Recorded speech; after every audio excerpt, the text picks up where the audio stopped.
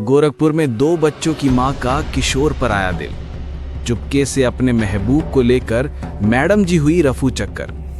नमस्कार दोस्तों, स्वागत है आपका क्राइम स्टोरी वॉइस पर, जहां हम आपके लिए लाते हैं ऐसी सच्ची घटनाएं जो समाज की सोच और इंसानियत दोनों को झकझोर कर रख देती हैं। आज की कहानी उत्तर प्रदेश के गोरखपुर जिले की है, जहां एक महिला जो दो बच्चों की मां थी, अचानक एक दिन अपने घर से लापता हो गई।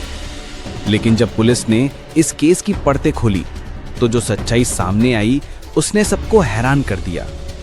ये कहानी है मैडम जी और उनके किशोर प्रेम की, एक ऐसी कहानी जहां उम्र, रिश्ते और समाज की मर्यादाएं सब धरी रह गई। गोरखपुर का ये इलाका सामान्य दिनों की तरह उस दिन भी शांत था। लोग अपने अपने काम पर जा रहे थे, बच्चे स्कूल की तैयारी में लगे थे। लेकिन उसी बीच एक घर में अफरा तफरी मच गई, क्योंकि रीना, दो बच्चों की मां और एक स्कूल में टीचर, सुबह से गायब थी। पति ने सोचा शायद किसी रिश्तेदार के यहां गई होगी, लेकिन जब दोपहर तक कोई खबर नहीं मिली तो शक बढ़ने लगा। फोन बंद, कोई मैसेज नहीं और घर में सिर्फ एक नोट, जिस पर लिखा था, मैं थोड़ी देर के लिए बाहर जा रही हूं, बच्चों का ख्याल रखना। लेकिन वो थोड़ी देर कभी वापस नहीं आई। पुलिस में गुमशुदगी की रिपोर्ट दर्ज हुई। रीना का पति, उसके ससुराल वाले सब परेशान थे।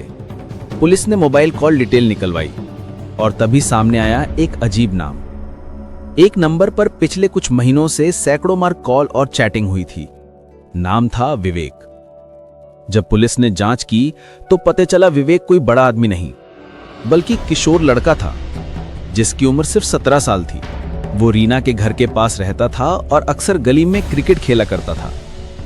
रीना की नजर उस पर पड़ी थी कई बार, लेकिन किसी ने सोचा भी नहीं था कि बात इतनी आगे बढ़ जाएगी। रीना स्कूल की टीचर थी। घर में बच्चों, पति और जिम्मेदारियों का बोझ था। पति अक्सर बाहर रहता था, काम के सिलसिले में। तन्हाई में किसी से बात करने की चाह बढ़ने लगी। इसी बीच विवेक आया उसकी जिंदगी में। शुरू में एक पड़ोसी लड़का, फिर दोस्त और फिर महबूब। विवेक की मासूमियत और रीना की अधूरी भावनाएं, दोनों के बीच ऐसा रिश्ता बना जिसकी किसी को भनक तक नहीं लगी। धीरे धीरे बातें मोबाइल तक पहुंच गई। रातें चैट में गुजरने लगी और मुलाकातें पास के पार्कों और कोचिंग सेंटरों में होने लगी। रीना जानती थी कि अगर किसी को पता चला तो उसका घर, उसकी इज्जत सब खत्म हो जाएगा। लेकिन दिल जब बहक जाए तो तर्क और विवेक दोनों साथ छोड़ लेते हैं। रीना ने एक दिन विवेक से कहा, चलो कहीं दूर चलें, जहां कोई हमें ना जाने ना पहचाने। विवेक पहले हिचकिचाया, पर फिर बोला, मैडम जी, अगर आप साथ हैं तो मुझे किसी चीज से डर नहीं। और फिर दोनों ने घर से भागने की योजना बना ली। 11 अक्टूबर की रात थी। रीना ने बच्चों को सुलाया, पति को फोन पर शुभरात्रि कहा और फिर बैग उठाकर घर से निकल गई। ऑटो से बस अड्डे तक पहुंची, जहां विवेक पहले से इंतजार कर रहा था। दोनों ने एक दूसरे को देखा और बिना कुछ बोले बस पकड़ ली लखनऊ की ओर। उधर घर में हंगामा मच गया। सुबह तक जब रीना नहीं लौटी तो पूरा परिवार सदमे में था। पुलिस ने सीसीटीवी फुटेज खंगाले। बस अड्डे पर एक महिला दिखी, रीना जैसी, साथ में एक लड़का भी था। दोनों हाथ में बैग लिए हंसते हुए कहीं जाते दिखे। बस यही क्लू था पुलिस के पास। पुलिस ने लखनऊ, बनारस और आसपास के जिलों में अलर्ट जारी किया, लेकिन रीना और विवेक दोनों मानो हवा में गायब हो गए थे। रीना के पति ने मीडिया के सामने हाथ जोड़कर कहा, मुझे नहीं पता मेरी पत्नी कहाँ है। अगर वो सुन रही है तो बस एक बार बच्चों के लिए लौट आए। रीना के माता पिता का रो रो कर बुरा हाल था, लेकिन समाज ने इस घटना को प्रेम प्रसंग का तमगा दे दिया। लोग बातें करने लगे, देखो मैडम जी को क्या हो गया, बच्चे छोड़कर भाग गई। करीब एक हफ्ते बाद पुलिस को सूचना मिली कि गोरखपुर से करीब 150 किलोमीटर दूर कानपुर के एक लॉज में एक महिला और लड़का ठहरे हैं। पुलिस ने वहां रेड मारी और वहां वो दोनों मिल गए।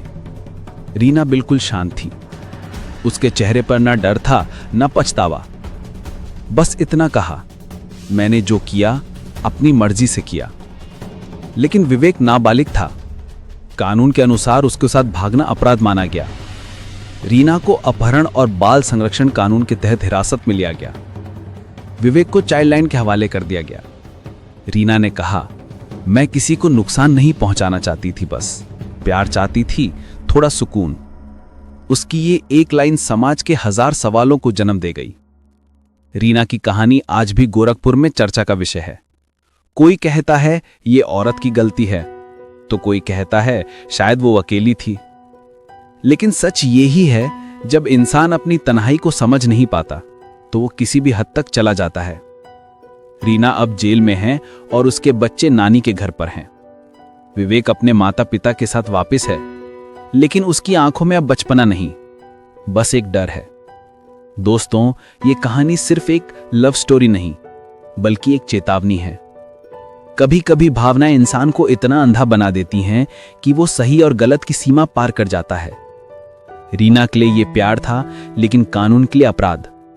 और अंत में जो बचा वो था सिर्फ पछतावा, तन्हाई और टूटे हुए रिश्ते।